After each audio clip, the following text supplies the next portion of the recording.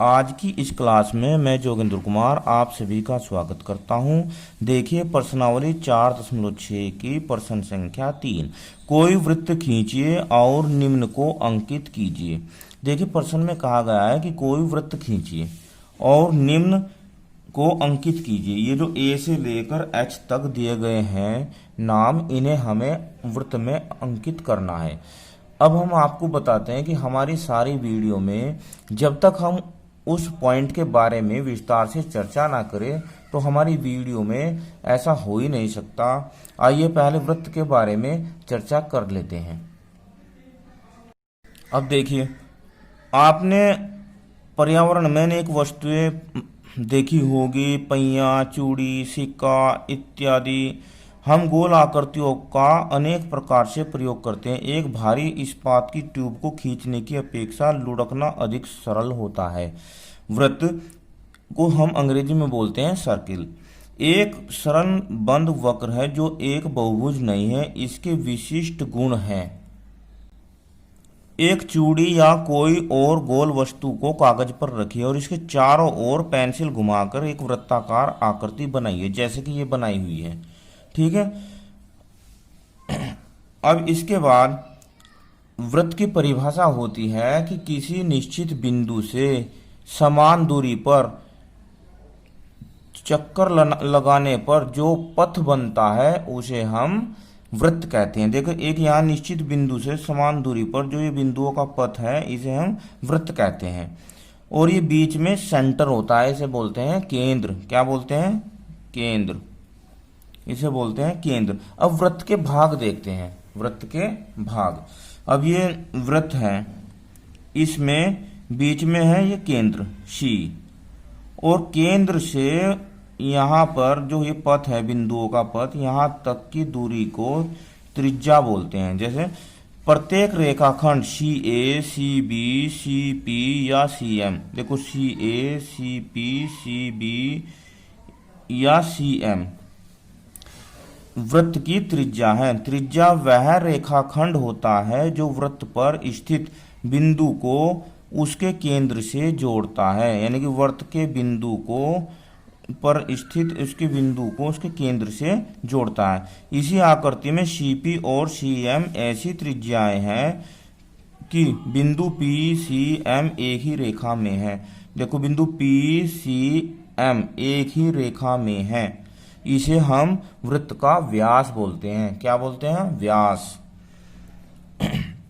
क्या वृत्त का व्यास उसकी त्रिज्या का दुगुना होता है? वृत्त का व्यास उसकी त्रिज्या का दुगुना होता है। हाँ, देखो ये सी एम और सी पी यहाँ से यहाँ तक बराबर दूरी है, यहाँ से यहाँ तक बराबर दूरी, और इस दूरी का दुगुना है ये व्यास। ठीक है। हाँ, वृत्त पर स्थित किन्हीं दो बिंदुओं को मिलाने वाला रेखाखंड वृत्त की एक जीवा कहलाता है। तो वृत्त के बिंदु को मिलाने वाला रेखाखंड उसकी जीवा कहलाता है। अब जीवा बताओ कौन कौन सी होगी। देखो, एक तो ए पी ये भी जीवा है, पी बी ये भी जीवा है, और पी एम भी जीवा है। लेकिन यह जीवा सबसे बड़ी जीवा होती है वृत्त की, जो केंद्र से होकर जाती है। ठीक है। अब इस चित्र को देखिए आप, इस चित्र को, इस चित्र में पी क्यू बिंदु है, ये चाप है। क्या है? ये चाप दिया है। पी क्यू वृत्त पर स्थित बिंदु है, इसे चाप बोलते हैं। इसे क्या बोलते हैं? चाप। अब देखो, अभ्यंतर और बहिर्भाग के बारे में भी चर्चा करते हैं। वैसे इस अध्याय में अभ्यंतर के बारे में काफी चर्चा हो चुकी है। अभ्यंतर बोलते हैं अंदर का भाग, और बहिर्भाग को बोलते हैं बाहर का क्षेत्र। यानी कि जो अंदर का क्षेत्र होगा वृत्त के उसे कहेंगे हम अभ्यंतर, और जो बाहर का क्षेत्र होगा उसे कहेंगे हम बहिर्भाग। अब इसके बाद देखिए आप, इधर ये चित्र दिया है, यहाँ पर ये केंद्र है, केंद्र ये त्रिज्या है, और इन त्रिज्याओं के बीच का जो क्षेत्र है इसे बोलते हैं त्रिज्यीय खंड। एक त्रिज्यीय खंड यानी कि दो त्रिज्याओं और संगत चाप से मिलकर, दो त्रिज्याओं और संगत चाप, ये चाप है और ये दो त्रिज्याएं, इनके से मिलकर जो क्षेत्र बनता है, खंड बनता है, उसे हम त्रिज्यीय खंड कहलाता है। कहते हैं। वृत्त की एक जीवा और संगत चाप से घिरा वृत्तीय क्षेत्र का भाग एक वृत्तखंड कहलाता है।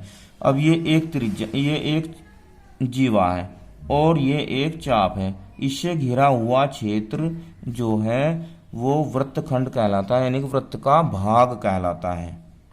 क्या कहलाता है? वृत्त का भाग। और जो ये चारों ओर ये चली गई दूरियों, ये बिंदुओं का पथ है, इसे हम परिधि कहते हैं। इसे हम क्या कहते हैं? परिधि। अब ये देखिए, इस वृत्त के दो भाग हो गए, तो ये आधा इधर हो गया, आधा इधर हो गया, इसे बोलते हैं हम अर्धवृत्त। क्या बोलते हैं? अर्धवृत्त, सेमी सर्किल, सेमी सर्किल। अब आइए, अब प्रश्न को हल करते हैं। अब देखिए, ये हमने एक वृत्त खींच लिया है, इसका जो ये जहाँ पर हमने एक निश्चित बिंदु लिया है और उससे निश्चित दूरी का एक वृत्त खींचा है, तो इसे बोलते हैं केंद्र। क्या बोलते हैं? केंद्र। तो यहाँ पर हम एक पॉइंट ओ लिख देते हैं। तो वृत्त का केंद्र हो गया, वृत्त का केंद्र हो गया बिंदु ओ। इसके बाद एक वृत्तखंड, एक वृत्तखंड। अब वृत्तखंड किसे बोलते हैं? वृत्तखंड जो जीवा होती है, जीवा, ये जीवा है। वृत्त की परिधि के किन्हीं दो बिंदुओं को मिलाने वाली रेखा को हम जीवा कहते हैं। तो ये हमने दो बिंदु मिला दी, यहाँ से यहाँ तक, ये जीवा है। और जीवा से परिधि के बीच का घिरा हुआ क्षेत्र, ये जो अंदर वाला क्षेत्र है, इसे हम क्या बोलते हैं? वृत्तखंड बोलते हैं। क्या बोलते हैं? वृत्तखंड। तो मैं इसे कलर कर देता हूं, मैं इसे कलर कर देता हूं। अच्छा, यहां पर हम एक पॉइंट लिख देते हैं ई, और यहां पर पॉइंट लिख देते हैं हम डी। क्या लिख देते हैं? ई और डी। तो वृत्तखंड हो जाएगा, और यहां कर देते हैं हम एक्स। ठीक है, तो वृत्तखंड हो जाएगा, देखो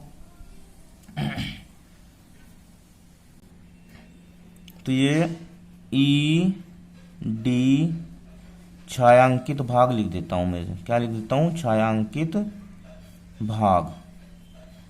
इसके बाद एक त्रिज्या।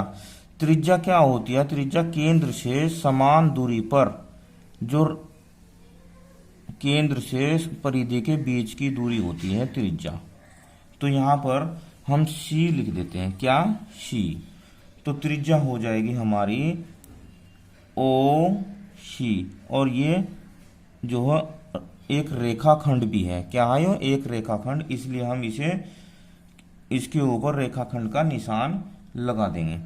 इसके बाद उसके अभ्यंतर में एक बिंदु, जो डी है, उसके अभ्यंतर में एक बिंदु, अभ्यंतर में एक बिंदु। देखो, अभ्यंतर में तो वैसे तो ओ भी अभ्यंतर में ही है, पर हम अलग से भी यहाँ पर एक पॉइंट लगा देते हैं और इसका नाम लिख देते हैं पी। तो इसके अभ्यंतर में एक बिंदु हो जाएगा, बिंदु पी। क्या हो जाएगा? बिंदु पी। इसके बाद देखो एक व्यास। अब देखो, व्यास की बात आती है तो व्यास होता है त्रिज्या का दुगना, और एक ऐसी जीवा होती है जो केंद्र से होकर जाती है, जो केंद्र से होकर जाती है। अब यहाँ पर हम बिंदु ए लिख देते हैं। तो अब हमें आप ये बताइए कि व्यास, व्यास कौन सा हो गया? ए सी हो गया ना। तो व्यास हो गया ए सी रेखाखंड।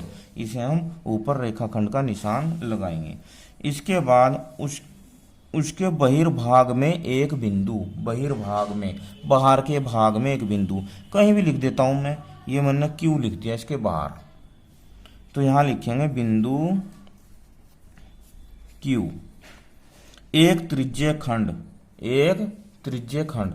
अब त्रिज्य खंड क्या होता है? देखो, दो त्रिज्याओं से घिरा हुआ क्षेत्र, जो दो त्रिज्या और एक चाप से घिरा हुआ क्षेत्र कहलाता है त्रिज्या खंड। अब इसे भी हम कलर कर देते हैं, ये लीजिए। तो ये हो जाएगा त्रिज्य खंड। अब यहाँ पर कोई पॉइंट लिखते हैं हम, पॉइंट लिख दिया हमने बी। तो ये हो जाएगा त्रिज्य खंड ए ओ बी, और यहाँ लिख देते हैं छायांकित भाग। क्या लिख देते हैं? छायांकित भाग। अब एक चाप, अब चाप क्या होता है? चाप अभी हमने बताया था, ये है ना, ये अगर यहाँ से यहाँ तक की दूरी ले लेते हैं, ये चाप है, यहाँ से यहाँ तक की दूरी ले लेते हैं, ये है चाप। अब देखो यहाँ पर हमने पॉइंट एक्स लिखा है, तो ई एक्स डी ये चाप हो जाएगा। क्या हो जाएगा? ई एक्स डी ये चाप हो जाएगा, इसे बोलेंगे चाप। अब आइए इसके बाद प्रश्न नंबर 4 को हल करते हैं। प्रश्न नंबर 4, सत्य या असत्य बताइए। ए में कहा है वृत्त के 2 व्यास अवश्य ही प्रतिच्छेद करेंगे। देखो वृत्त, पहले तो हम वृत्त ही बनाएंगे। ये लीजिए, ये हो गया केंद्र ओ, 2 व्यास अवश्य ही प्रतिच्छेद करेंगे। देखिए व्यास होता है केंद्र से होकर जाने वाली रेखा, यानी कि जीवा। केंद्र से, जो जीवा वृत्त की केंद्र से होकर जाती है उसे व्यास बोलते हैं। एक और 2 हमने इसमें व्यास खींच लिए, तो उसने कहा अवश्य ही प्रतिच्छेद करेंगे। बिल्कुल अवश्य ही प्रतिच्छेद किया है। प्रतिच्छेद बोलते हैं क्रॉस, एक दूसरे को काटना। अब इन 2 व्यास ने एक दूसरे को काट दिया है, तो इसका आंसर हो जाएगा सत्य। क्या हो जाएगा? सत्य। हाँ। सेकंड है वृत्त का केंद्र सदैव उसके अभ्यंतर में स्थित होता है। अभ्यंतर का मतलब अंदर, तो केंद्र हमेशा अंदर ही होता है। देखो केंद्र, क्योंकि केंद्र क्या होता है? केंद्र से समान दूरी पर बिंदुओं का पथ वृत्त कहलाता है, तो केंद्र ही अंदर होगा, इसलिए केंद्र हमेशा अंदर के भाग में होगा, यानी कि अंदर के क्षेत्र में होगा, इसलिए यह भी सत्य। वीडियो कैसी लगी मुझे कमेंट में जरूर बताना। धन्यवाद। आपका दिन शुभ हो।